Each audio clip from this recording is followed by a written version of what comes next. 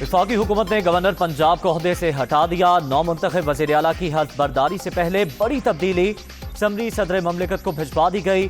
حمزہ شہباز رات 8 بجے عہدے کا حلف اٹھائیں گے۔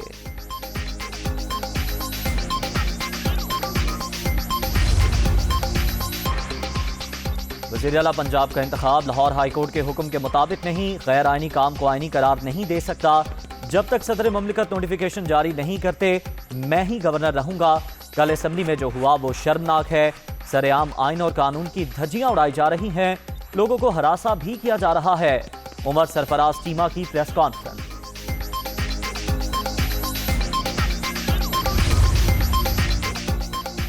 عمر سرفراز چیمہ چودھری پرویز الہی کی رہائش گاہ آمد، خیریت دریافت کی۔ اسمبلی میں تشدد کے واقعے کی مذمت، گزشتہ روز کی ہنگامہ آرائی افسوسناک۔ پرویز الہی نے وزاداری کے ساتھ ایوان چلایا۔ اب سب کا کردار قوم کے سامنے ہے، میڈیا سے گفتگو۔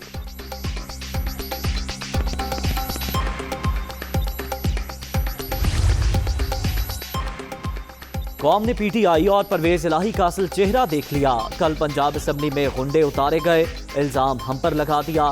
تمام ویڈیو ثبوت موجود ہیں۔ رانا مشہود کی تنقید، پرویز الہی نے سمت میں غلط بیانی کی۔ آپ نے جو انگوٹھا لہرایا وہ ہم نے بھی دیکھا۔ عطا تارڑ کی میڈیا سے گفتگو۔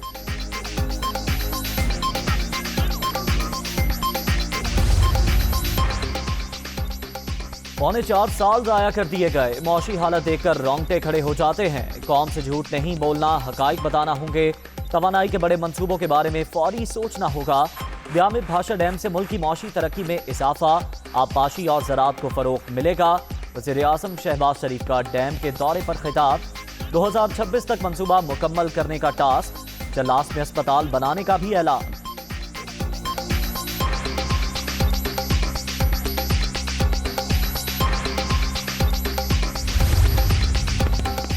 وزیر اعظم سے اختر مینگل اور خالد مکسی کی ملاقات، وزارت عثمان سنبھالنے پر مبارکباد۔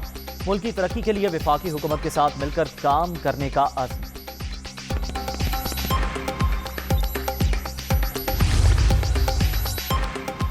پشاور اور کراچی نے بتا دیا، ملک نرم انقلاب کے لیے تیار ہے۔ پاکستان کا ہر شہر تحریر اسکوائر بنے گا۔ امپورٹڈ حکومت کے خاتمے کی کال آنے والی ہے، تیار رہو۔ فواد چودھری کا ٹویٹ۔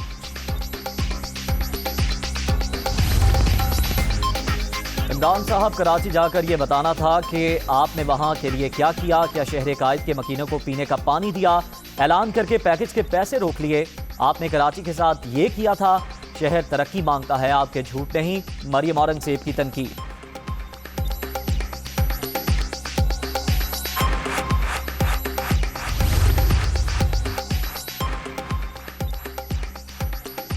عمران نیازی کے دور میں عوام نے بدترین مہنگائی کا سامنا کیا، کرپشن بھی عروج پر رہی۔ ریاست مدینہ کے نام پر قوم کو دھوکہ دیا گیا، اب ان کو فورن فنڈنگ چوری سزا نظر آ رہی ہے۔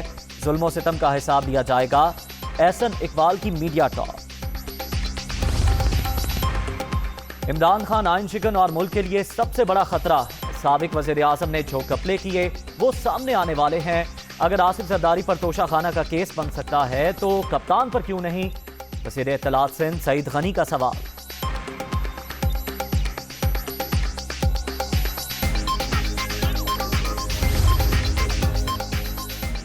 سابق مشیر احتساب رات گئے دبئی چلے گئے، شہزاد اکبر کی غیر ملکی پرواز کے ذریعے بیرون ملک روانگی۔ رہنما پی ٹی آئی کا نام اسلام آباد ہائی کورٹ کے حکم پر سٹاپ لسٹ سے نکالا گیا تھا۔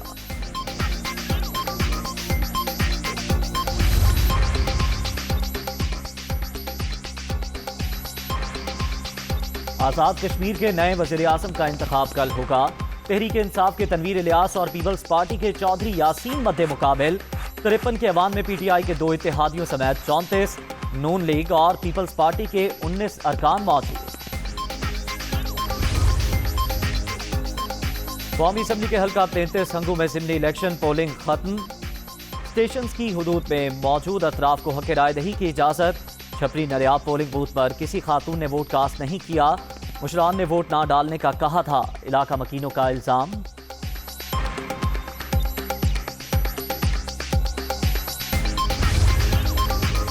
پاک افغان سرحد پر دہشت گردی، افغان ناظم الامور کی دفتر خارجہ طلبی، پاکستان کا شدید احتجاج، مراسلہ تھما دیا، 14 अप्रैल को शुमाली वजीरिस्तान में दहशत गर्दों ने पाक फौज के 7 जवान शहीद किए।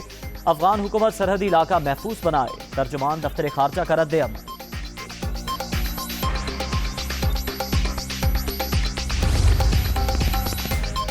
और मसीही बरादरी समेत तमाम गैर मुस्लिम पाकिस्तानी हमारा काबिल फ़ख्र असासा है।